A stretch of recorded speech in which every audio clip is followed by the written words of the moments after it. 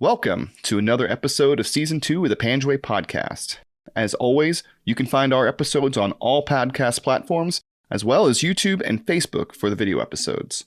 Please be sure to hit the subscribe button on your platform of choice, and if you enjoy what you hear, head on over to Apple Podcasts and leave us a nice 5-star review. If you want to support the podcast financially, we've set up a few ways for you to do so this season. You can become a patron by hopping over to patreon.com/thepanjwaypodcast and sign up for a small monthly donation. If you want to make a one-time donation, you can find us on Venmo at the Panjway Podcast. And last but not least, we've got a small selection of merchandise in our store. So if you head over to thepanjwaypodcast.com and click on the store tab, you'll see stickers and other merchandise, and who knows what might come down the pipeline. So remember, on all three platforms, that's the Panjway Podcast. Panjwai podcast. Thank you.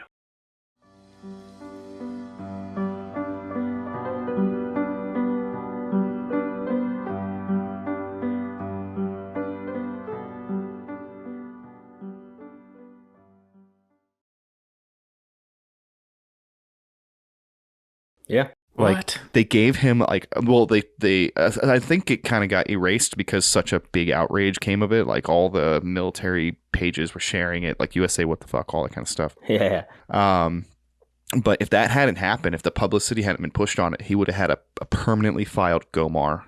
Oh, man. Because that we gave nothing. Article 15s. Yeah. For breaking quarantine. Yeah. Oh, well, that's depressing. Yeah. So, we're sitting here. Yeah. We're sitting here with Major Chris Persons, who had the privilege to be our platoon leader in Afghanistan when we deployed to Panjway. So, Chris, thanks for coming on to the Panjway podcast. We really appreciate you, man. Yeah, it's great to be on here and reconnect with you guys. Having a blast. Yeah, for sure. So usually the way we kick it off is we just let you kind of give the quick elevator speech version of your military career, which in your case has been rather illustrious. So, tell us about, the general trajectory of how that worked out for you. Yeah, so I think pretty traditional. I'm a state school grad, joined the ROTC program, branched infantry. After completing my initial training at Fort Benning School of the Boys, showed up to 3rd ID to 2nd Brigade, and that's kind of where our fate kind of met. Chuck Armstrong, the battalion commander, 164, walked me down to Bayonet Company, where I met Garrett Turley, waking up from after coming off of a night fire range, and then said, "Hey, you're in 1st Platoon, Scrapper Platoon, and your platoon sergeant is James Ott," and that's kind of where it started for my PL time. Did platoon leader time and 3rd ID with XO time with the deployment with you guys, and then went off to the career course, did some drinking and some schooling. I think that's what career courses are for. And then had the privilege to go to 101st. Took 2 commands there with 1st Brigade, Bastogne Brigade. Did a short deployment afterwards for a joint task force, and then I'm where I am now, which is at Fort Hood, as a baby major working in the newly elected 3rd Security Forces Assistance Brigade.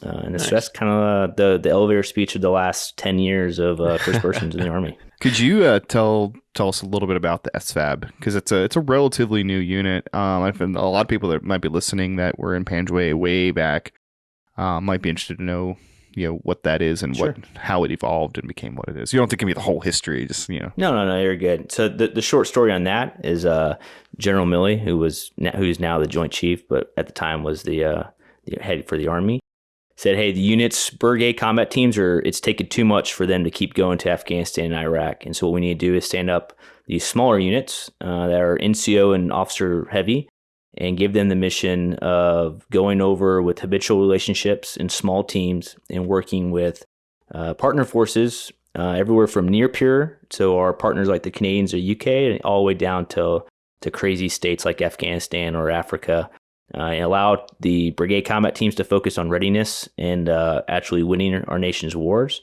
and then allowing us, the SVAB teams, to work us on building professional armies and building partner force. So we have 5 of them now. The 3rd SVAB is the one I'm in. We stood up about 3 years ago, and we're still marching along with, we've done Afghanistan deployments, South America deployments, and Africa deployments is kind of where we've been used lately. I feel like as a lower like enlisted, that'd be a pretty good gig to land in. Or is it It's a mostly phenomenal just gig. kind of like higher ranked You have to be individuals? E5, don't you, to go to SVAB? True. Some of our medics were specialists, but it is a sweet gig if Yeah. you are tired of doing live fire after live fire and CTC rotations. It's a broadening gig. Yeah. So you get to come hang out with a 12-man team of every warfighting function. You get to do unique training events. You know, we wear civilian clothes. You go to Glock Academy. You Cool. work with University of Texas on negotiations. So it really expands, I would say, the enlisted side of the house of things that they probably wouldn't be exposed to Yeah. unless they went to a special ops community. And that seems what that was kind of like the model for. It was like they like, well, we're going to take the size of an ODA and Yeah. take the skill set of a PSYOPs or a civil affairs team, and then give them the advising mission, so that the ODAs can focus back on the unconventional side of True. of their mission set. I It's mean, a advising is still unique- part of their mission, but Yeah. you know, those guys weren't super happy just running ranges for ANA day Or after day ranges after from day. like the Somali army. Yeah, exactly. Yeah, right. it's still being developed, so it's a healthy balance of. You're right. We took what we liked from the ODA community with understanding that these are conventional. We're a conventional force, right? We're not Yeah. Right. anything special, and so that's the hard part is drowning is kind of making guys realize like you're not a Green Beret, Right. you're not CAG, but you are going to be given a little bit special skill sets to help you succeed. So And that's probably what it really came down to. It's like, oh my gosh, we don't have any control over the SF community, so let's SF create a guys unit that anyway. we can control. yeah, that's probably accurate. Yeah. But yeah, so the mission that the SFAB brings, is pretty unique, and as a result of that kind of unique mission and taking over some of that load from the special forces teams in Afghanistan, you got to go back to Afghanistan. Specifically, you got to go back to Panjway. I did. Yeah, so I've been in Afghanistan twice now, and I've never been able to get outside of Kandahar. But it was an interesting experience to be able to. I think it was 8 by time. Let's see, I left in 2021, so a 9 years difference by the time I got there. And some things were exactly the same, and other things were completely different. So it was a very unique experience. And since you were there and you were a major and you had a little bit more insight, what did you learn about first about Panjway in general, just like the family structures and the political environment, and then we wanted to ask you kind of what the truth was on the ground to the extent that you can share. Yeah, sure. So, from being a lieutenant there, we understood the highlights of Panjway. It's the birthplace of the Taliban. We knew that it was, very religious and tribal in the area. And then coming back, removed now, and seeing the little top leadership part of it, what I found out is that Panjway was a pretty good indicator of the ground truth of what was going on in Afghanistan. Because the elders within Panjway and really southern, southeastern, and western of Kandahar were very tied to what is the government doing versus what are the guys who are controlling us with the Taliban are actually doing. And so the Muhammad family, Haji Muhammad, who's the village elder, and his sons still have a tight grasp of Panjway. So they are the district governor, the district police chief, and also just the main owners of all major businesses within Panjway. And you can see that ripple effect as you go toward Kandahar City, as they make future political decisions in other districts around Panjway. Haji Muhammad's name is constantly brought up. Is Haji Muhammad, is he aligned with the Taliban? Saying in line is yes. Like, are there dealings with the Taliban? Yes. Mm-hmm. Could he pick up the phone and call the right guys? Correct. Yeah. But they have a weird way of looking at, that he's also very well connected with the Karzai family and the people up in Kabul because it's his livelihood. Right. So balancing being a district governor representing the government, and then also a tribal leader representing his people and what's best interest for them is something that he balances very carefully. Yeah, that's one of the things about Afghanistan that's just so unique. Especially, it's almost like the antithesis to the U.S. And we've talked about it a little bit over the podcast about the tribal differences and the tensions and these groups that have power in certain areas, and it makes for a really complex situation to try and deal with. So I'd imagine that, like, from the SVAB perspective, like, what was the big challenge in terms of like the hurdles that you had to surmount while you were there to try and progress not just the U.S. mission, but also the Afghan government mission. No, it's true. And when you just said it, kind of hit on a nail there, is that we're talking about 9 to 10 years of different policy changing. So you're always curious about what did the last guy do versus what I'm going to do. But for us, the big thing was the SVAB had to help build a professional army and really security force for Afghanistan. Mm-hmm. We're getting to a point where we know that we're leaving soon. Our numbers are constantly getting smaller. But if you've seen, there's not a huge shift in the fight of the army. They're still a terrain-based army on checkpoints and living off of the local people, and that's not the intent. So what we had to balance was, how do we sell to district and province leadership that we're going to maintain safety and security within your area of operations, but also how do we get this army into a structure that allows them to come back to garrison, train, get paid, get trained again, and then actually go out and fight the Taliban, but not necessarily be stagnant. And so there was a balance between local police, national police, and army operations. And that's where it really took the governors to come help and the local people, because they had to understand that you're not going to have a checkpoint every 5 feet on a road. Right. You're going to have to rely on your local police and national police. So that was kind of hard for us. Yeah. So in 2020, Panjway was still under the peace. Yeah. And that peace supposedly had resulted from a villager uprising in 2014, where the villagers just stood up, grabbed their AKs, and kicked the Taliban out. And I think everybody that has ever served in Panjway knows that that's probably not what actually happened. Yeah. And obviously you can't go into a lot of details, but can you give us an idea of what the situation on the ground was? Like, how peaceful was it? Was the Taliban still moving through the area? Did they have refuge there? Or was it like, were the villagers still standing outside the village with AKs saying, no, you can't come in? No. So when we came into Afghanistan, so you got to remember 2020, we had just gone through a presidential election. Kandahar had just received a new governor. Kandahar's provincial police chief, the famous Razik, was just assassinated. So there's a lot of crazy things going on in Kandahar at the time. And for Panjway, because that was the first question selfishly I asked when I came in, I was like, hey, sure, absolutely. I fought here. I want to know what it's like. And they're like, no, there's absolutely nothing wrong with Panjway. Panjway is a safe location. And that was the first indicator that I'm going to dig deeper into this. Yeah. And so what we found out was the Afghan army and the national police, so Afghan National Security Forces, had very strict guidelines on, if you stay in this building, this location, you will not be harmed, and just stay here and let us continue with our business. And by us, I mean the Taliban. Right. The village elders had worked out a deal where you can travel through, you can come down these roads because we won't have checkpoints. And as long as you don't cause problems down here for us, then all will be fine, which is ironically what it was like at first when we first went to Afghanistan. When we were talking to these village elders, they're like, no, like, we have a great peace deal. They can fight north of the Arghandab and they bed down here. And what we saw was, as you start to creep up on that deal and make changes to that, it starts to irritate the Taliban and fighting begins. So, yeah. Yeah, because November of last year, so not too long after you left, is when whatever that deal was must have fallen apart. I don't know if that was related to the Doha Agreement, or if it was just like you said, somebody screwed up and they were like, okay, well, we don't feel bound by this anymore.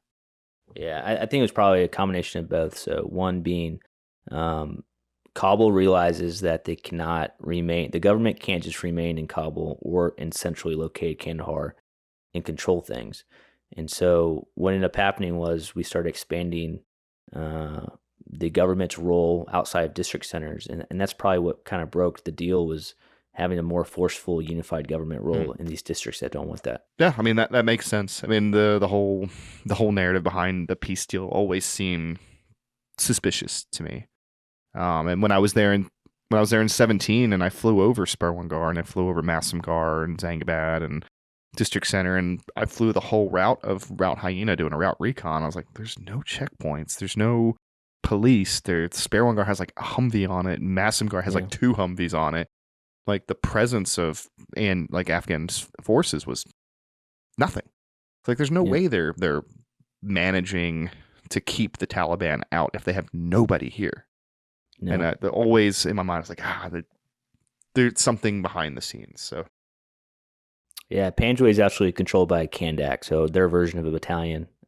Second Battalion's based out of Massimgar, and they kept a couple of the U.S. cops as their location, but it's a telling sign when the corps or the brigade commander, a 1-star general, says his safest area is Panjway, yet he will never drive from Kandahar to Panjway. So that was a good indicator that there's some backdoor deals there. Sure. Right. Sure. So you actually got to fly above Panjway, check it out, kind of see it hands-on, right, when you were there? Correct, yeah. So we flew a couple recon missions out east and then out west, and then got a pretty good site survey that the Corps of Engineers has done right before I showed up of actually what Sperwan Ghar looked like. And it was a sad day to see some of the locations that, we spent a lot of time in and that people built or, reinforced, just turned into, looked like graffiti. They stripped it of all the wires, and like you just said, they had a small company-size element that was based out of Sperwan Ghar now. Yeah, and I suspect they probably plussed it up since I was there. Because I could send you the photos, but like on the whole base, I didn't see a single person. I only saw like 2 Humvees on the entire base of Sperwan Ghar. Of course, when we were there, the Afghans had 20, like 10, 15 at least Humvees. Yep. It would be very easy to know that they had people there, but there was nothing. And Massimgar was like a complete ghost town. Yeah. So I'm guessing they started to ramp it up, maybe ahead of the election or something. I don't know. So yeah, they definitely added some more troops, and then Sperwan Ghar is owned by the Afghan National Army Territorial Force, which is a National Guard version of their local soldiers that can work there. And what we saw with Sperwan Ghar is that if First Brigade was taking care of the ANATF and giving them money, giving them training, you'd see a lot of soldiers at Sperwan Ghar. When things were not doing so well and they would stop paying them because they ran out of money, or they just didn't have the vehicles and trucks to give them or weapons to give them, then those ANATF soldiers would just go back to their house and they leave the front gate locked and say, I hope no one gets in here. The majority of the forces for Panjway were tailored a little bit closer down to the horn. So spots like Zangabad, Mushan, where the larger their rifle companies were located at. Well, it's interesting that they would choose to kind of give up Sperwan Ghar because they literally have the high ground, right? But if you're not as well equipped and you're not as well, I guess, staffed, for lack of a better way of putting it, then Sperwan Ghar could actually be kind of potentially dangerous to hold, because anytime you're up on that position and you're out walking around, somebody could lob rounds at you pretty easily. There's no walls to, there are walls to hide behind. But. And you also got to look at where, the majority of their forces were by the district center. Or so the Afghan government's worried about district centers, bazaars, in large population locations. So as you get close into Massimgar, that's where it's at. Plus, if you imagine if you had a substantial Taliban force in the area and you just had like a company on Sperwan Ghar, they could isolate Sperwan Ghar like that. They may not take it, but they don't need to. They can shut down Route Brown and you're done. It's all true. Escape to the south if you're lucky. But unfortunately, I'm not sure exactly how it played out. Probably they just left and Taliban walked in. There probably wasn't much of a fight for Sperwan Ghar, but it's in Taliban control now. And that was one unique thing of so during the peace deal, the peace deal is really against U.S. soldiers and Afghan counterparts, and the Taliban. But what we saw was the checkpoints would be given plenty of warning. So they would send a representative and say, hey, in 48 hours, either be gone or we're going to attack this checkpoint. And the soldiers were smart enough to say, like, hey, we're not going to get resources, so we're going to leave, or they'd stay and get attacked. So I do agree with you. I'm not really sure how it fell, but it probably was not a surprise attack at night. Yeah. No, they probably walked to the front gate and probably high-fived them through the keys as they left. Yeah.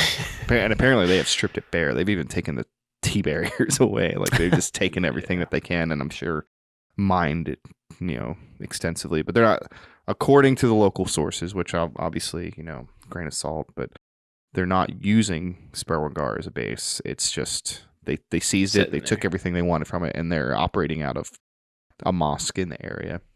That's where the actual Taliban HQ is. Which is smart, because if they took Sperwan Ghar, we just bomb the shit out of it. That's true. Big, easy target. And the goal for the Taliban is not necessarily it's who can hold the most terrain when the peace deals are complete, right? Yes. And that's why the Afghan army was so hesitant to pull off and retrain and refit, because they knew that as soon as the peace deal is signed, if you owned a certain part of the district, or if you owned a certain building, in this peace deal is signed, then you're going to own it through that. But if you didn't, and you ceded that ground to the Taliban, then that's just something for them to hold on to. Right. That's unfortunately what's happening all across districts, probably in Afghanistan. Yeah, I mean, and we talked a little bit in the pre-interview, the May 1st deadline, which this will air before May 1st, so this won't be retroactive. But that May 1st deadline for U.S. forces to be out of Afghanistan probably is going to be the trigger point as to what happens in the rest of the country. And all the reporting coming out of the country is essentially that the Taliban's just taking everything in districts where they can and just waiting. Waiting to take the big cities, waiting to take the district centers and stuff like that. So it's going to be an interesting interesting fighting season for sure. So we know what Panjway looks like now, but as we said, man, you are our platoon leader for 1st Platoon Bravo Company going into all that. So, talk us through what that process was like, because you were there for a good while. You were there well before we got our orders and things like that. So, what was it like for you as a PL to get that information, to find out the particularities of what we were expecting to get into? We always joke about our NTC come to Jesus moment, where we all got sat down with Sergeant Hott and told how it was going to be. So, what did that look like for you as a young lieutenant?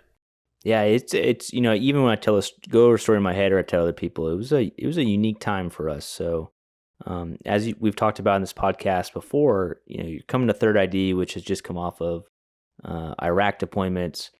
We show up and we're getting the brand new tanks and Bradleys. BAE civilians are down here teaching us everything from what it looks like to going through a table 12. And so our mindset was toward that. I remember we were doing table 6 through table 12, change of commands between Captain Turley and Captain Kitching. And then these rumors, as Nintz kind of talked about, started coming up. And I remember Brian Kitching was like, hey, there's no way that we're going to get sent to Afghanistan. We're not even close to the glide path. And then right before we went to our platoon live fires, we were told that we're being taken off of a red cycle tasking of working gate guard over Christmas break block leave. And that was the first indicator that, okay, something to take us off of that cycle so short to December was a good indicator. And then I remember when they brought us in and said, no, you're going to Afghanistan and you're going to augment a striker unit. And that's where just the training glide path went crazy. Because one, for the infantry companies, it's a mindset shift, but you got to remember we have 2 tank companies that had to have a mission. We're talking about tankers that had never, no fault of their own, but never wore nods and walked in the woods before. Right. And so I remember that, if you guys remember that FTX, so where we walked back the 20 plus miles, well, that whole FTX was just a way for infantry companies to take those tank platoons that we were spreading across the 2 companies and get them integrated to, you're going to have to walk and learn a whole new battle drill. And so that was very unique for us, because being a lieutenant and being paired with someone like Sergeant First Class Ott, and really having to work through what's the right training glide path to do in a very condensed period of time to at least get to Afghanistan and not immediately fall apart. So it was crazy. And I've always wondered about the decision to grab an armor battalion. The only thing I can think of is that, they already knew that 2nd Brigade and 4th Brigade were set for brigade level deployments going to Afghanistan later the next year. So they were like, well, we can't pull units from the light infantry brigade because they're already on the patch chart. We can't do that. So I don't know how we ended up on it. I'm sure there's, probably literally no rhyme or reason to it at all because it's, the United States military. But just odd that they would send tankers Yes. into a dismounted fight, which I guess technically they didn't. The original plan was that it was just supposed to be the 2 infantry companies going to 1, 2, 3, and then maybe just the tank companies were going to pick up that Kandahar mission, but somewhere along the way they decided to integrate a couple of those tank platoons. Yeah. I mean, if you look at how many hurdles the Army had to jump through, right? So one, Crazy. they had an NTC that wasn't planned for our battalion to come to, and that's why when we showed up, we didn't know what our mission was going to be for the last part of the exercise. And then 2, I think it just shows how during the mission analysis of 3rd Stryker, they realized that they really needed extra forces to help augment Panjway. Yeah. The Army said, hey, we got 1 battalion and 3rd ID that's ready to go. And they were like, we need them that bad that we're going to take them. So I think it just underlines how bad the fight was in 2012. Mm-hmm. Yeah, and I know, I'm suspecting, and we talked to some guys from 125, I'm sure we'll get the answer, that the area that 123 held was probably previously held by 2 battalions. Yeah. So as part of like the incremental drawdown, they gave it to 1 battalion, but 1 battalion didn't have enough companies to hold 6 COPs. So you take two companies from 164 to Kenjikak and Sperwan Ghar to kind of run that deal. And to think that in the span of less than 4 months, we completed live fires, we turned in our brand new equipment back to the Army, and then ramped up for an Afghanistan deployment, which even the date shifted further left than we thought. We lost a 9mm. We changed battalion footprints. Like, you add all that up, and you're like, man, how are these guys excited to get out of there? And it was a whirlwind experience that I definitely use lessons learned from that as I continue in my Army career. So when we actually got to Sperwan Ghar and Panjway and we started patrolling and stuff like that, like, we've kind of gone ad nauseum about, the first impressions of Panjway. It was flat, there's no mountains, everything like that. But as a lieutenant, kind of what were your first impressions, but also when did it really sink into you, like the fight and what was going to be happening there and what it's going to look like? Yeah, the first impressions was very unique. So I actually flew in Advon. I think all the officers did, and I think I brought Nintz with me. You did. I can't remember exactly who I brought. Yeah, it was Nintz. To go settle in. Yeah, and we're on top of Sperwan Ghar getting the brief from the RIP team, and I'm telling, a firefight opened up at sunset on Route Brown in front of us, the north of ECP, and that was day 1 on the ground. And I remember just thinking, holy crap, like, this is real now. Yeah. So now fast forward to being told that you're going to walk in a file, which I know you guys have hit plenty of time on here, but never learned that in my Army career. Been told that's the wrong answer. Given a mine detecting device to somebody that barely knows how to use it, because I learned the same time he did in a class outside, and then walking into villages that no one had gone to since the Canadians. So nothing wrong with the unit we ripped with, but if you remember, they were very clear that we came in fast during the winter. We did presence patrols, but we really didn't establish anything. Right. Yeah. And so because they took over from another unit in their brigade. Yeah. And so trying to figure out, how we're gonna start this was very unique for me, because not only did we have to worry about the mission set of helping our Afghan forces lead the way, but also of, we got to figure out where we're at right now and how are these people going to deal with us. So it was an experience to live with. I mean, to that end, as we started to go into those villages early on in the deployment, and this is way before our first firefight. We were in Najat before we had our first firefight. Yeah. Into these villages that no one had been to for 3 years. What was the response you were getting from the locals as you had those Shuras and those KLEs? Yeah, I think hindsight's 2020. At first, I was pretty excited because you kind of have this built up mindset that you're coming in as an American and these people are going to love you and things are going to be great. And they started holding some shures with us, but they were very hesitant to say other than like, "Hi, yep, we're happy you're here," and then they would say the classic like, "Oh, we want some water," or "We would love to have a school eventually." But there was not the typical anger of, "Hey, you're the 12th platoon leader I've talked to, and you've always promised me X, Y, or Z." Right. And so initial impressions was like, "Hey, like this might be okay. Like these guys are not yelling at me." And I think as we progressed and saw that, I think they were like, "Please don't cause problems for us," because the more you come here, the more that they're going to target us of what we're talking to you about became very clear. Yeah. So when because you were privy to a lot of the Shuras while we were out pulling security.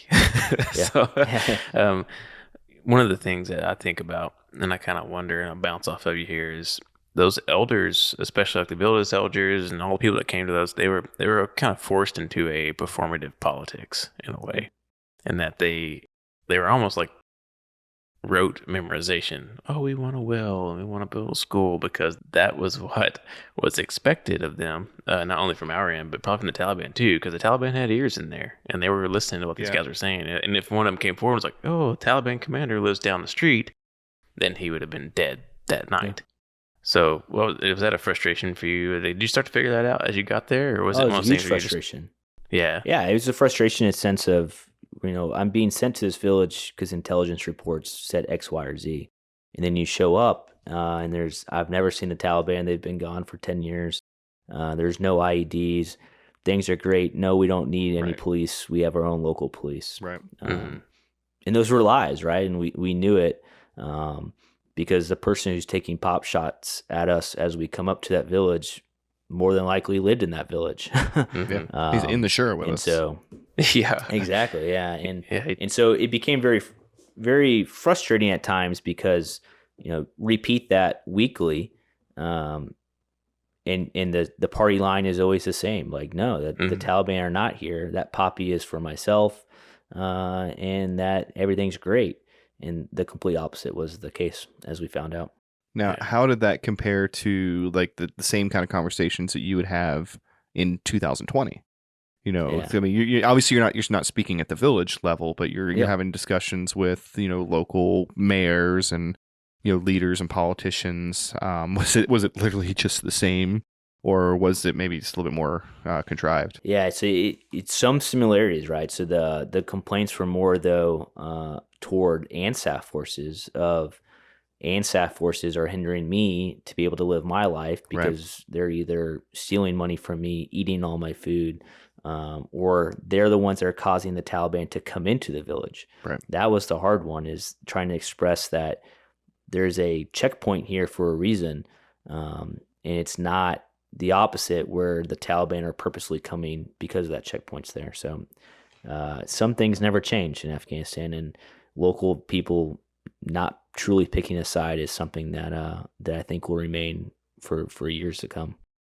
Well, I mean, and to some extent, you can't blame them. You don't want to pick the losing side. And to them, they're like, well, I mean, the Americans are stronger, but the Americans are going to leave. And then we're going to be left with the shadow government becoming the real government. And, they have a long memory. So I don't really blame them for just trying to kind of play both sides. But at the same time, it's hard not to be a little bit upset about them, or the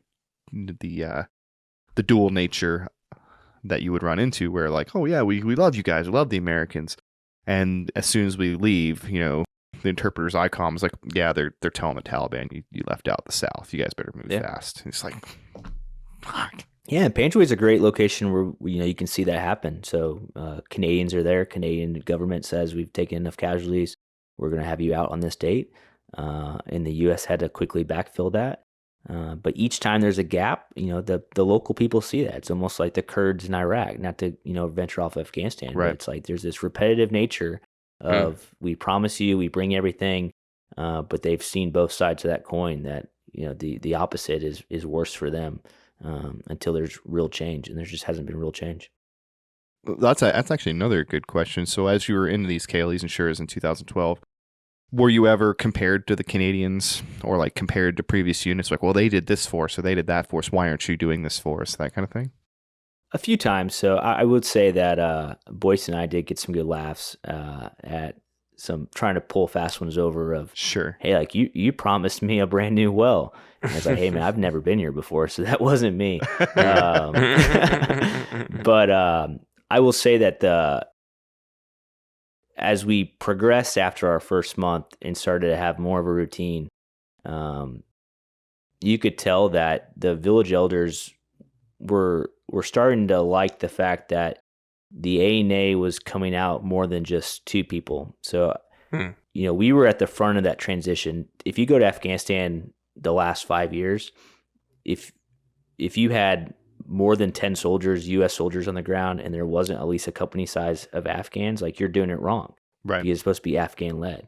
And that was just starting to happen when we got there. And we kind of, I think we're ahead of the curve where we'd go out there with a platoon size plus element of Afghan counterparts. And yeah, exactly. Sometimes we went out with 2 ALP teenagers. True. Depending on what we needed. But for the planned patrols where we could get the most people, I think it was reassuring, and our village elders saw that, like, hey, okay, like they're not just coming here because they're here for 6 months. They're actually bringing the local commander in platoons, and they were building relationships at the same time when we were there. So as you as you began to get some experience and time there, one of the things we talked about for us on the ground is like just enlisted dudes. We weren't privy to a lot of that stuff, and we didn't really care about a lot of it, to be honest, like, because we were just there trying to survive and get to the next day. So, but we were more or less involved in the tactical fight. So you had to kind of balance these two different fights, the promising wells, but at the same time, on the way out of town, you're getting hit by PKMs. So as when things really began to heat up and we began to take a lot of contact, what was that like for you to kind of try and shift between those two mindsets of walking into an ambush versus walking into a shura? That was a good question. Or it's a really good question. So it was tough, right? So on one hand, I think Ott and I both knew that we always had to sell the why to the platoon, and we tried to. The worst thing we could have done is, keep going back to these bad areas, but not explain why. So on one hand, I think we planned for the worst case scenario every time. So, we thought no matter where we were going, it wasn't going to be a friendly encounter. And if it was like, okay, that went well. That's good. The second thing too, it was really coordinating with second and third platoon was a lot of my job, because one platoon could really ruin the town because we rotated every day who went where.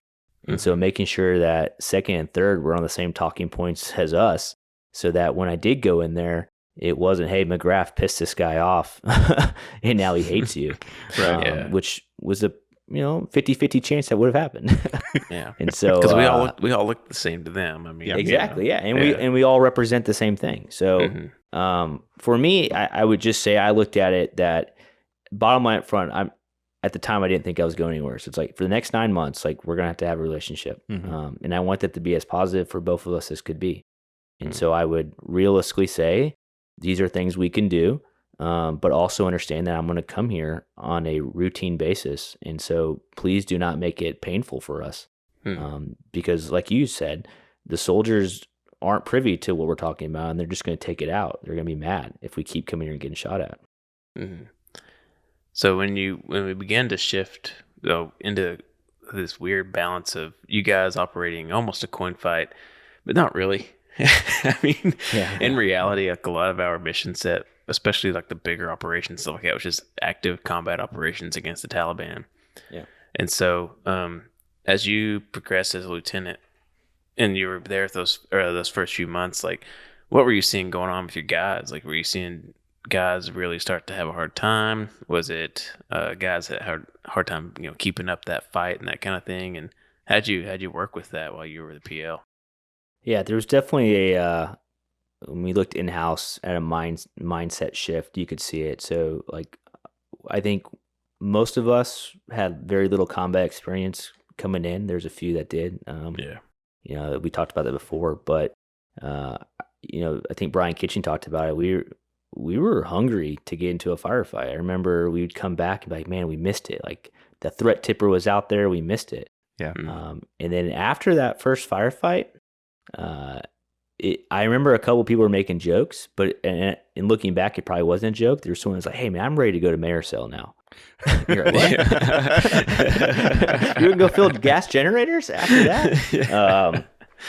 And so, I mean, that's lighthearted, but Yeah. I think as we progressed, and I think the toll of being, looking for mines, you could see it in people's eyes. It's like, okay, like, yeah, exactly. It was like, one squad's going out a day, maybe two if we're doing a big mission. But it was like, what are we doing? Why are we doing it? Mm-hmm. Because every step I take, there's some risk with it. And that's why I go back to Ott and I every night when we came out of that meeting, tried to sell, hey, this is what we're getting out of this, and this is how it's improving things, because Right. you got to give guys some purpose if you're going to go risk their life every day.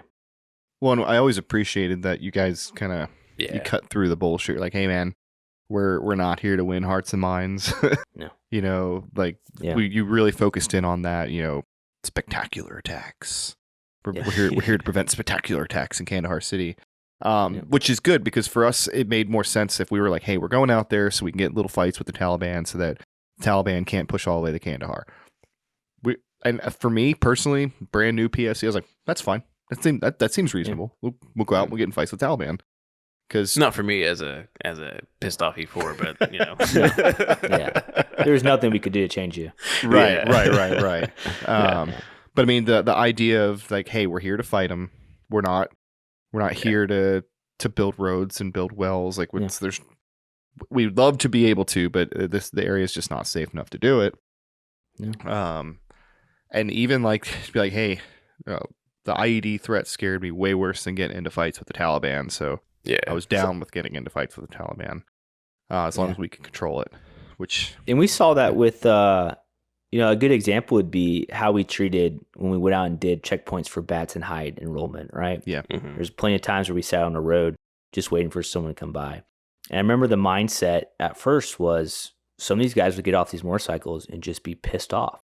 And we'd be like, why are you guys pissed? Like, we're here to help you. Yeah. And I think it might have been Jay. I can't remember who our interpreter was, but there was this one guy, and he explained, he's like, this guy came from Zengabad, and he's going to Bazari Panjway. And on the way there, he has been stopped 7 times. Yeah. And each of those 7 times, he's been enrolled in bats. He's been roughed up by somebody, an ANA soldier, to make sure he doesn't have anything. And I think that was a good mindset of like, okay, like, I'm still going to enroll you, but I'm not going to be a complete jerk to you. Right. Yeah. And I think that helped out as well in the platoon of, like you just said, like, the whole reason we're here is to prevent a massive attack. And the quicker we get these guys enrolled, the more, we can keep going out and hunting for these guys. And I think that kind of helped. I'll say though, it makes me, I'm a lot less likely to sympathize with old boy on the motorcycle when all he had to do was go on Hyena. So why wasn't he driving down the main road from Zengabad to the Czar? Yeah. So maybe he was avoiding that road because there's lots of open spaces where a Hellfire can hit him. Correct. Yes. Yeah. Nothing to do with his like 12 cell phones he has in his pocket. Right. Or that you're completely circumnavigating the horn. Yeah. Yeah. Which we saw. I mean, we saw people that like you knew when you saw them. You're like, I know who you are. I know what you're doing here. I know why you're. A stink. Yeah, you There's can a stank on them. Yeah, you can see it. Yeah. You can see it. Just the way they're dressed. I mean, too, like I used to think as a joke when they said, "Hey, the hardened fighters are dressed in all black. They wear black eyeliner and they look mean." Well, guess what? That's true. all accurate. Yeah, and we saw them out there. Yeah, it's like, man, that's crazy. The really committed Taliban, or the guys who come from Pakistan. Yeah, like they look different. Like the locals look just a little bit different than the folks coming from Pakistan. Yeah. Like and we saw it during the when poppy fields were starting to get harvested. We saw them. They came to check on the crops, and it made sense. So yeah, I even remember the day that we talked with Tom Evans' first firefight. You guys were talking about. I remember a dude sticking his head out of the grape hut. He was mean looking. Yeah. The Taliban commander undoubtedly who drove through our formation on that day where we went and linked up with SF and the Jot. Mean looking. They were just mean looking people. Yep. These hardened, like I said, the hardened ones were. So you were pretty new as well. I mean, I think you were Coffee's or Luke's age when you deployed. This was your first deployment. So you got to earn your CIB on this deployment as well. Yeah. I know for the enlisted guys, especially those that just gone through basic training, it's all we could think was CIB. We gotta get our CIB. It's the only thing we gave a shit about. Did you kind of succumb to that a little bit? Where you kind of like, I gotta get my CIB so I can. No, definitely. Yeah, definitely. So I even just coming to third ID, I was terrified that I had missed the fight. So right. Afghanistan, we thought was going to draw down eventually. In a heavy unit, not going to go to Iraq. The last Iraq deployment, guys did not earn CIBs as the norm. And so, and also I had spent, 4 years in college, working toward this as, hey, I want to be an infantryman. I want to be a combat infantryman. Yeah. So yeah, I definitely went in there thinking, hey, I'm with the best company commander I could ever be with. The guy's, Ranger Regiment stud. He talks like President Obama and everybody follows him to wherever he goes. And so that was something really big for me. And then, the funny story about my CIB is, when I got the paperwork for my CIB, it was written as a cab. Oh, no. I thought it was a joke. So, First Sergeant Column sends me an email and says, here's your award. And I was like, send me the right one. I had already left by the time they did the paperwork. And he's like, what, aren't you an armor officer? And I was like, oh, God, just because I don't have a Ranger tab, you're going to kill me. And so I went to my boss, the S1, and I was just heated. And I was like, fix this now. I was like, I earned my CIB, give it to me. And I'm sure that was quite a process. It probably took months for them to fix that. No, it's a funny story, though, is First Sergeant Column wrote me back immediately like, hey, I'm very sorry, sir. I know this means a lot to you. And it got fixed, and it's fine. Yeah. But yeah, it was just like adding insult there. Aren't you an armor officer? Yeah. Oh, man. That's no. And it still means a lot to me today. Yeah. Like I cherish my CIB. It's something that I understand was paid with a lot of blood, sweat, and tears. And there's a lot of memories that come with it. And especially in today's Army, like we were talking about earlier, it's just you look around and there's less and less wreaths around people's badges around there. Yeah, and we tried to kind of dial in on that in episode 2, just like ultimately, end of the day, it's the same award. Yeah. Like it's the same as a cap. Yeah. But we attach extra significance to it. Like infantrymen attach more significance to it than anybody else does to getting a cab. Like a lot of people are like, yeah, I really want to get my cab, but they're a lot like, oh, I don't know. You don't generally see a whole lot of people like attach that kind of significance to a cab, but infantrymen, they all do. It's just like this thing. And I remember being excited in my first firefight, knowing like I wasn't as excited as Perez was while he's like screaming that he's going to get a CIB while he's railing on the saw. Yeah. But it crossed my mind once like I was down, I had cover. I was like, oh yeah, I got it. This is it. This is it. And then you tried to kill me. So you said you wanted to defend your actions that day. So I'd like to give you an opportunity to explain why you wanted to run Battle Drill 1 Alpha. So let's just remember.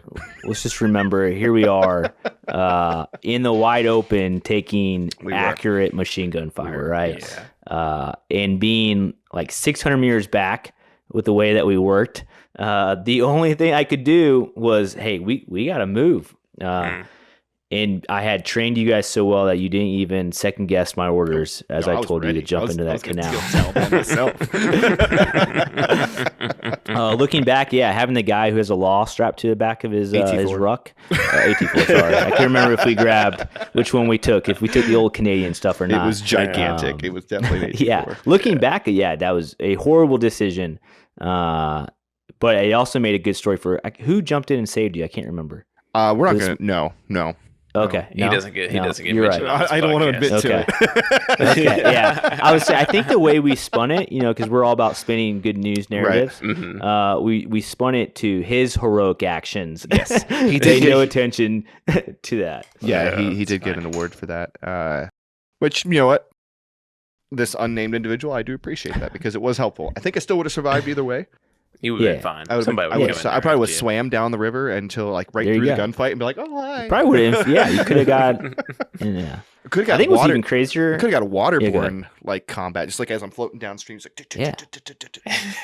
Just kidding. That actually that probably would have looked a lot better. Looked really cool. Than what it actually did look like. By the time we got up there, I'm like, holy crap! Like that, we dodged a pretty big bullet on that one. Yeah, man. That we had the back wall. So if we look south of us, we couldn't move over. It was at least 10 foot. Mm-hmm. You have a canal to the north of us, one bridge that was probably mined. We didn't know at the time, and then here we are doing a map check, and just happened to get the surprise on what 3 to 4 element as they bounded back toward to that old village. So I mean they set up. They had a set up in a good spot.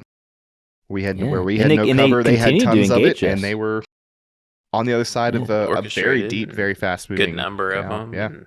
Yeah. It was a well organized ambush. It was actually it was one of those. I've said it before on here, but. And Chris, you can speak to this too. It was one of those firefights that actually our inexperience might have weighed to our favor on that one. Yeah. Because we didn't realize how thick and bushy it was. Because that was one of the worst ones of the deployment, funnily enough.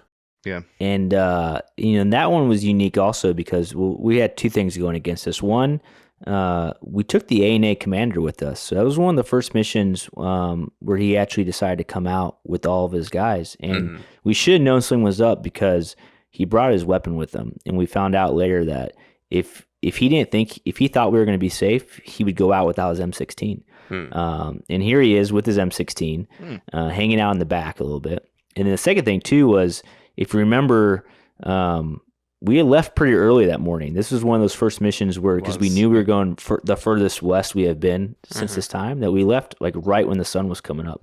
And right when we made that left-hand turn out of the ECP, there was a taxi cab that immediately took off. And there's only one way we could have gone, right? So what we knew, right, okay, this isn't good. This taxi cab with 2 guys just took off down the route we're going. They're telling everybody. And that looks like what happened. Yeah. And I remember on that one, we were seeing like all the stuff that they were telling, like the kites and the doves and the icon chatter. No people. Yeah. No people. Yeah.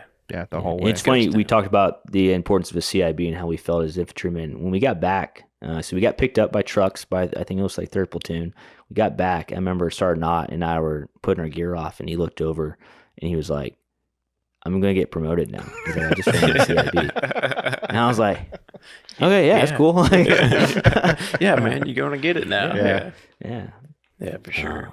But definitely a memory, And luckily, other than you drown. swallowing some Afghan water, So I think as the lieutenant, as the PL, you went out a lot, because in the earlier chunk of the deployment, before our numbers got so thin that we had to go out as one as one unit essentially, but you would go with 1st and 2nd, or I guess 2nd and 3rd squad both. Yeah, and so you got to see both sides of your platoon's coin, behaviors, soldiers, but also you got it in all the fights, man. So like, what was it like for you to just have to buckle down and be out there pretty much every day? Yeah, I very quickly learned the joke of why they say PL's weapon is the radio.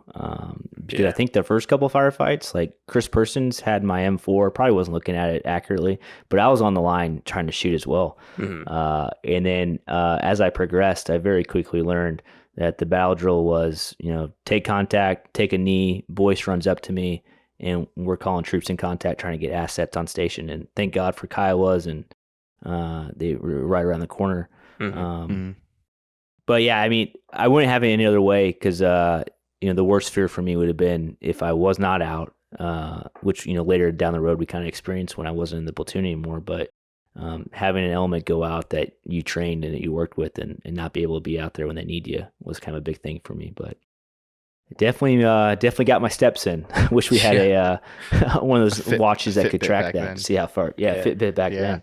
And that's the thing, like second to Sarnat, yourself, and like Boyce, Salvador, like those are the 4 people in the platoon. Kohler, I guess, when he came down too. Like, those are the people who saw the most combat of the entire platoon. Like, if you were there for 4 months, but you went out with both squads, you saw more combat than one squad did in 9. Yeah. So it would be a crazy dynamic. And, personally, when I look back on it, I wish I'd have had the gumption and the huevos to go out on every single patrol and just like hump the goose or whatever. But I also realized, realistically, my mindset at the time, I would never have done that. No. You know? No way. Yeah, and I think that's where the difference in responsibilities at echelon are important. But you know, for the guys that are carrying the mine hound, carrying the Valen, or humping the equipment, having that half a day, because it's never a full day off, because we were getting called up for QRF or something, or you're doing driving runs to Zangabad or exactly something. Yeah. So, but I think that the mental idea of just having a second to reflect and maybe not necessarily be back on that patrol is probably beneficial for how long you guys stayed into that kinetic environment. Yeah, you know, you bought some time back from it. It's true. And then but it's a flip side for me. For me, it was a way to not, you know, I was constantly thinking, okay, like when I get done with this mission, I'm going to go give a debrief, get more information, and then plan for the next mission. And so what it allowed me to do is to kind of disconnect from the craziness that was always going on and really just focus on how can I be the best, you know, tactical leader for the platoon and for the company for what they needed done. Because I by the time I put my head down, you know, I was waking up ready, you know, getting ready to go again. So that makes sense. I think both sides of the coins was beneficial. And I think the roles that you take within the formation really affect your approach to going out. So when you're a PL, the platoon sergeant, medic, RTO, you're somewhat isolated from the IED threat for the most part. Yeah. And you know, wherever the gunfight is, you know, it's either at the front or the back. And like I said before, we didn't really get too bent out of shape about gunfights. Obviously, if they were close, it was scary for a second, but for the most part, I think me personally, if they said, "Hey, you're going out every day, but you're only going to carry the mine hound every 3 days," I'm like, "Oh, yeah, okay, great, that's fine. I'm not up at that position." Yeah, because like you said, man, that was the majority of my stress. But to Luke's point, if they said, or you can just not go out at all, I'd be like, But yeah, I mean, like it's just interesting how the stresses shift. And but then even at that, you know, then Jay steps on an IED, 8 people back in the formation, and everyone's like, "Well, no one's safe." I mean, boys used to yell at me all the time for that because I was notorious for I could not sit still, even in a firefight. Like I was going to move as much as possible, and it was a conscious effort. You know, you watch football games, and you know they always have that guy grabbing the coach as he gets too far off the sideline. Yeah, right. Boyce was doing that to me because, you know, every time you're taking a step outside of that marked route, as we found out, you know, you're not always safe. So, the dynamics of each role, just being in an infantry platoon, was very unique, and how people carried it. Yeah. So, as an officer, young lieutenant till now a major, you know, I think what was your primary takeaway from your time in Panjway? What's the thing that sticks out with you the most? And what's a memory from that deployment that will always hang with you, always stick with you? Yeah, good question. You know, I do constantly reflect from Panjway as I continue each job in the Army. But as an officer, I think it really came down to just watching young men. At the time we were all guys, watching young soldiers do phenomenal things back to back. And I know that's kind of a common theme, but it didn't matter that we were in Afghanistan. It didn't matter why we were in Afghanistan. The fact that a group of soldiers who knew that every time they stepped outside of an ECP, we're going to have targets on their back, but continuously charged forward, helped their fellow brothers, but still did it with, you know, a positive attitude toward their partner force, not always blaming them for why are you not doing this for your own country, was something truly remarkable. And I try to take that forward with me in whatever job I'm at, is like, hey, at the very least, if we all just work towards something, and we do it to our best ability, like we're going to make a difference. And then for a memory that really sticks up, you know, I try. I'm a positive person, so I try to think of positive things. But a big win was, do you guys remember when we, I can't remember which squad went out, but we went to go get that high value target that was in Bazaar Panjway? Do you guys remember that one? I do. It was when we were like running around with like signals intelligence guys trying to find us. Yeah.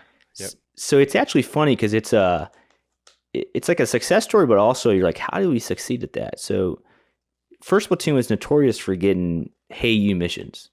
Like we weren't on the docket to go somewhere, but we wanted something done. Yeah. And so that kind of happened here. It's late in the day. It wasn't a morning patrol. And we were told, hey, we got this guy. It's in Bazari Panjway. He's hidden on some stuff that we have on him. We want you guys to go get him. And so we literally do a quick brief, get in trucks and go. And as we get into Bazari Panjway, causing a scene, right? You can't take a mat V with a mine roller in the middle of a bazaar and not cause a scene. Right. We stop, we get out, and they call us off. They're like, hey, we had the wrong information. He's not here. You're good to go. Come back. And so we're like, oh, man. So we get back in our trucks. We go all the way back to the COP. I dismount, go to talk to the CO about some jokes or something about how crazy this is. And they call us back on. And I was like, there's no way this guy will still be there. We had just caused this massive scene. Yeah. And we actually do. We go all the way back. And he's sitting in a police checkpoint with a fake police badge. And we capture him. And he's very accurate about who he is. Had a really cool name that I probably can't say on here, but had a sweet call sign for him. And then, I look back recently when I was in Afghanistan going through some files, and he actually spent 2 years in prison for being an IED facilitator. And to me, that was unique. Yeah. Because we practically did a raid as a conventional third ID force in Afghanistan during the middle of the day. Like, that was pretty cool. Yeah. Well, and your final mission was a very at certain times in certain wars, maybe it wasn't unconventional. But at that time, for them, for what we did, we basically QRF'd for an air assault to go grab whoever that guy was. I don't know who he was. Yeah. At the same compound that we had our first firefight. And that was your last mission. So, like, you got to sandwich your experience in Panjway around. It's a hell of a bookend right there. Yeah, it was a really nice bookend. It really was. Well, what do you remember about that mission? Because other than us running out the wrong direction, nothing. But who were Zangabad watching on the raid camera thought we looked awesome when we did. I know, right? The funny thing about that one is Kohler. We were at the end of the RIP. Mm-hmm. I think we actually had already done our final RIP mission, and I'm finishing up property with Kohler. I'm pretty salty because I'm leaving. I know I've been dragging this on. I'm about to get in a truck and leave. And again, it's a hey you mission. It was, Brian Kitching comes in, says, hey, we need to go pretty soon. Battalion's working the aircraft. It's going to be a Chinook and a Black Hawk, and they're going to land. And if we don't do anything right, the one thing we must do is ensure that you take a knee, Chris, when you get off the back of this bird, and make sure we're going the right way. And I was like, well, you gotta be kidding me. We're not going to screw this up. We're scrapper platoon. All is good. Yeah. And I remember this is one of those missions where we grabbed the bare minimum of A&A. I think we grabbed 2 guys. Yeah. And we're like, you're our partnered force. Get on here. And we flew to that compound. The Black Hawk was so the way it was supposed to work out was the Chinook was actually supposed to land where we actually got in our first firefight, across the water. Yep. And the Black Hawk was supposed to go forward. The Chinook landed cockpit toward the door of the compound in the wrong area. Yeah. And we ran off of that thing like that. I don't even know like what. Like just like we're in a movie. Yeah. And we ran the wrong way. I fell over. Yeah, I think, but it looked good though because we had done it the right way. I remember I took a knee like Brian told me to, and I remember him tapping me on the shoulder, just shaking his head, and I was like, I got it, and we did like a really long U-turn. Yeah. But it was really neat though because we captured 3 guys on that target. They had some stuff that we wanted. Probably the first time they were ever on a Chinook because we had to walk to that HLZ to drop them off. Mm-hmm. But it was a success story in which was positive to leave Kohler with that. Yeah. Because I think that summed up first platoon, right? It was like on the fly we could get something and we'll accomplish it. Yeah. And we did, and it was. Luckily, everybody came back safe from that one. Yeah, that was a very successful mission for us because we didn't even take contact. And the only variation we had was the Chinook landed further to the south because there was I think we got ICOM chatter that they were trying to push an RPG team in there, if my memory serves me correctly. Yeah. So we humped it maybe a click, not even that. And I'm talking, that compound was pretty big too. So yeah. It was probably maybe 20 of us on the ground. We had, we had cleared it, conducted SSE, got confirmation of what we needed to, and then we had to walk a little bit further to get picked up, and we did all that. And I remember looking at Cole and I was like, all right, man, like this is it. Like I can't teach this, but this is what you're gonna walk into. And he did. I know he did a phenomenal job, and I think that was a good way for him to start of drinking from a fire hose instead of just going on some easy Zegabad runs. Yeah. I have a very distinctive personal memory from that mission, which was the oldest of our prisoners. He was an old guy, like gray beard and stuff. And so I got put in charge of him. And I just remember, we had him zip cuffed and stuff like that. And to clarify for our listeners, like these were Taliban. They weren't, they were bad guys. Yeah. And I grabbed the guy by the arm, but I could almost wrap my hand completely around his bicep. And, at the time I didn't think that much about it. He was skinnier than I expected because they wear the loose clothes and, the man pajamas and stuff like that. But when I look back on that, I was like, that's who we were fighting, man. These little scrawny, malnourished dudes out there with a couple of AKs and maybe a grenade or two and some IEDs, and they did some good work. They did some work. Yeah, I think it's because they weren't wearing the combat diaper. That's why. That was what it was. I mean, I know you tried doing that. Yeah. It wasn't a popular opinion, but I know a couple people shared it. Was that if it given me the option in Panjway to fight with whatever I wanted, I would have ditched my body armor. I would have ditched the helmet. Yeah. I would have ditched the diaper. Well, I might have kept the diaper actually after enough people got their junk injured. But our enemy was so fast.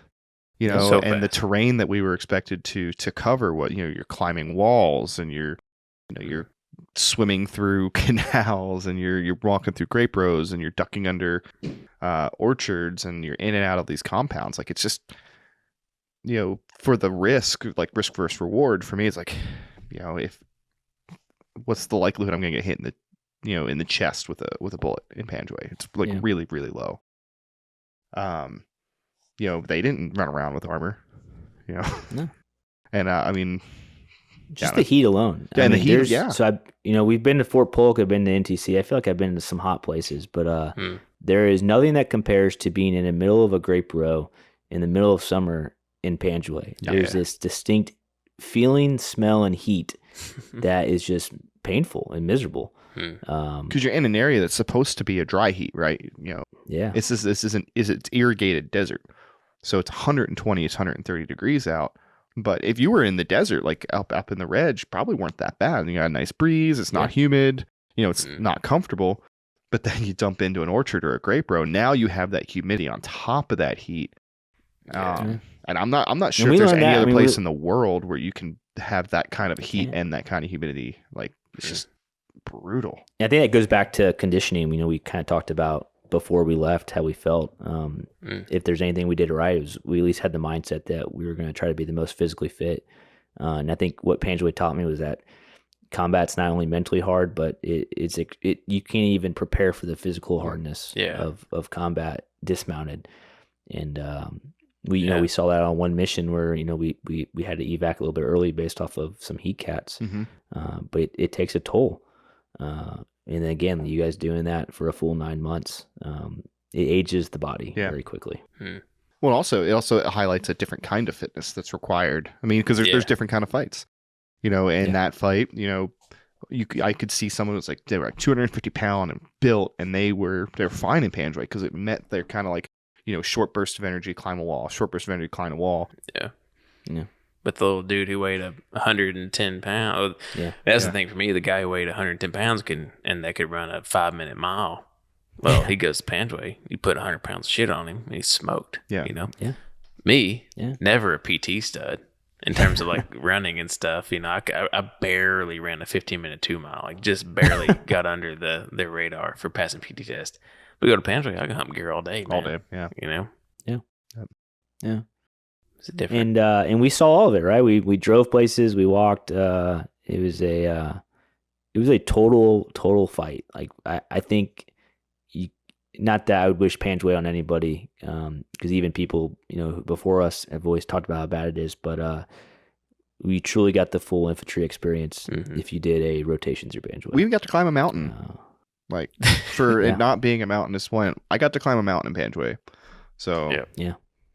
Well, I forgot about that one. Yeah, I carried a Minehound on that. No. What was the? No, sorry, I carried a Duke on that one. I got so pissed at whoever was carrying the Duke that I just strapped it myself, and then I couldn't figure out why my radios didn't work. Yeah, not a good day for me. That was because the person that gave that person the Duke set him up for failure. Like he just he threw it into a backpack. Like, here you go, you're going on a mission last minute, and that person was not prepared. Like there's this thing is like hanging half off of me, and they're like, they weren't. I mean, there were other issues there too, but they were not set up for success. And then we get to the top of the mountain, and we freeze our asses off overnight, and then sun comes up. And that was such a strange. It goes back to that story we talked about during pre-interviews. Like you forget some missions and some stuff because it just every day. And I totally forgot about that. We were told to go up there and see what we could see, and if there's anything using the rat lines to the south of that. And I was like, what are we doing? we were bored and we weren't getting shot at yet. Yeah. It was cold too. It was really cold. It was April. Yeah, it was freaking cold. I think I was like snuggling with somebody. I was like, as soon as the sun comes up, we're walking down and we're going to go eat some omelets from those sweet cooks. That's probably a 1,500-foot elevation gain too, really. No, it wasn't. I don't think it was that severe. Several hundred for sure. Yeah. But it wasn't as easy as I thought it was going to be. Yeah. It was a lot easier to walk down when we saw that there was a path that we didn't see when we went up. Thank God for those outdated Dell phone imagery. Yeah, Jesus, man. Oh, man. I tell you, man, like there's a couple things from Afghanistan that stick with me. One is what it's like, in terms of the physical exhaustion and the physical aspect of it, like you were talking about. Yeah. Is to do the old heft where you shift all your crap up onto your back and bend over at the waist at 90 degrees so that you can give your shoulders and neck a rest. But when you do that, to have you don't have sweat drip from your nose, but like a continual stream of sweat comes off your nose. That's always stuck really with me. Specific. That kind of took me back a little. Yeah. You're like already getting like the prickly heat burn on your back. Man. Like, but to bend over like that to alleviate weight, the stream of sweat, not like a continuous stream, and then gloves, man. I still cannot bring myself to wear wiping your gloves brow today. with gloves. And just like wearing gloves today. I will not wear gloves unless I'm literally handling something that I need to wear them. Yeah. Because if it's 10 degrees outside, I will stick my hands in my pockets. I will not wear gloves. Because when it's 120 degrees outside and you're already wearing long sleeves everywhere, and then you stick your fingers in freaking gloves, which are a necessity in combat, to be fair. It's just like, God almighty. Well, I think it just doesn't help that the gloves they give us, they're basically flight gloves. They're not designed to be like inundated in sweat. Yeah. So they're heat resistant. So but they get clogged up with all that sweat, which ironically makes them not heat resistant anymore. And they just they stick. So like after a mission, you grab them and you just like have to wring them out just to unlock their position. Otherwise, you're sticking it. You're just like, ugh. And then that's why we all bought aftermarket gloves, which were not heat resistant. But you very quickly understand the ergonomics of why people care about gear. Yes. After you're like, okay, I actually have to use this stuff. So it was interesting to see over the deployment how people started to buy things. Things started showing up like rack systems, gloves, new boots. We had the knee pad pants, the combat shirts. It's interesting. By the end, we look more like we were outfitted like Rangers, and it was mostly on everybody's individual dime. I mean, they did start issuing. Other than our third ID patch, you would never know we were from an armor unit. Right. Oh man. Yeah. I mean, it was. Yeah. I mean, it definitely set for me the importance of good gear, and even to this day, I don't do anything, but the stuff that I buy, I buy good stuff, and I put a lot of thought into it because why would I buy a holster that is a piece of crap, or why would I buy an optic that's a piece of crap? And it spurs a whole other conversation about what I would bring to Panjway if I was doing it again. But which is a futile conversation. It is because as we all know, Sergeant Majors over there watching you on the P just been like, "Why aren't your sleeves rolled down there, high speed?" Yeah. You need to take a more aggressive stance. Well, and that's another topic of the changing army is the video game aspect or the kill TV. I mean, Chris, you saw it, I'm sure, in 2020. I mean, you can log on to the secret net and it's like YouTube. It's like a live YouTube for video feeds. And any sergeant major, any lieutenant colonel can get on there and be like, what are those guys doing? Or worse, a general. That's true. And we've just kind of bred this culture where like macro management is now possible, and it's just I'm not a big fan of it. But the given so your two experiences, both in a position of leadership, what are your personal thoughts on what's of the future of Panjway and how things are going to work out for them? I understood like this isn't the official position of the U.S. government or anything like that. Yeah. No, I mean, reflecting back of just devoted some of my life, especially missing my kids' births and stuff like that to Afghanistan. What was it personally for me? I'll start with the good. I think the good is that the Afghan army as a whole are getting the right leaders with the right mindset to work towards security. Now, where they're kind of paired up in a bad spot is just they're in districts or in provinces that don't want their help. They want to be by themselves and don't want the government or the version of the government to help them. I think Panjway is going to be in a tough spot. I think they're too important by being close to Kandahar for the government of Afghanistan to say, hey, go do your own thing and be fine. But I think the more that we force them to be part of a productive society in Kandahar, the angrier it's going to get. The Taliban who see it as a bed down hangout spot that brings some economy to them with what they produce or what they can smuggle through it. And so I think they're always going to be torn of what we talked about very earlier, who their allegiance to. And I don't know if a peace deal on paper is going to solve that, because I think we would have seen that by now, right? So that's kind of my take on that. Yeah, and I mean my take, and I don't have to filter it through not speaking for the government because I'm not in the military anymore. Yeah. But I think Afghanistan has always been a difficult place to control because Afghanistan doesn't have the boundaries that it should. It's very tribal. You have 13, 14 different languages are spoken in Afghanistan. Yeah. It's very regionalized. And the South in particular has always been impossible to control. I mean, the Soviets never had a hand on Kandahar. They never did. We can at least say that we did for a brief time. My suspicion is that we did do this Doha deal. There is a timeline for our exit, and then if we don't abide by that exit, then I think that's just going to basically let the Taliban loose. And I would say you'd have the Taliban at the gate of Kabul within a year. And I think you're right, because my experiences in 2017 with the ANA, I was blown away. I was like, they're flying their own aircraft, they're running their artillery, they're doing their own clearing operations, like they're independent, like they have their own air bases, like they're doing a lot of stuff really well.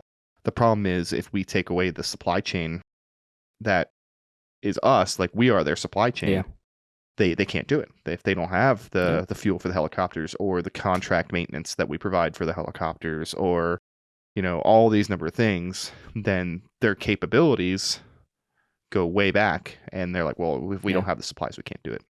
So my suspicion is you'll see regions of Afghanistan that are extremely safe and secure. Kabul coast, probably Herat, Farah, Mazar-i Sharif, and then outside of that, probably just warlords and Taliban. And I don't know, it'll be probably back and forth like that for couple decades. Yeah, I definitely don't see this group of individuals taking a trip to Sperwan Ghar and being able to take our grandkid and say, look, this is where we fought. If you look at it today, it looks a lot like it did 50 years ago, just a little bit different faces, and I think it's going to be the same going forward. Yeah, which is I think the only way that happens is there's a radical upheaval in Afghanistan, where you have the remnants of the Karzai government that we built will have to be completely eradicated, and Afghanistan is going to have to figure it out on their own without ours or Russian or Chinese interference. They're just going to have to figure out what works for them. And once they figure out what works for them on their own, maybe it is. Maybe in 50 years we can go back. But I think as long as it's... Yeah, I'm not counting on it. I'm not counting on either. And I'm not going on there until an engineer battalion has been all over that place looking for IEDs. Roll out a red carpet that's been I'm totally fine with that. Checked. Yeah, as the celebrities at the Panjway podcast return to Afghanistan, roll out the red carpet, have the band going. I'd be okay with that. You have a goat. Yeah. We'll roast up a goat. It'll be good times. Yeah.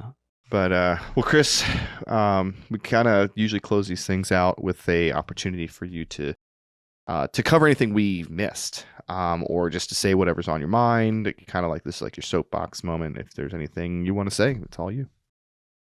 All right. Yeah. No, I think the biggest takeaway from our experience in Panjway is if you're able to look at each unit that was there, there's a common denominator, right? So it was a terrible fight, a hardened enemy, but a group of individuals that were worried about each other and about getting home.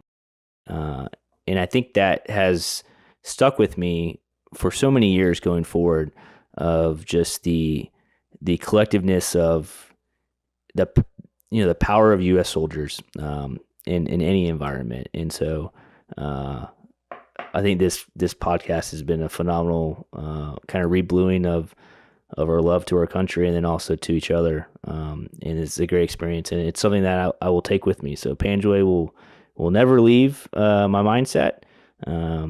But the further we get away from it, the more I focus on the positive aspects of it, and less of the negative side of losing people or seeing some bad stuff.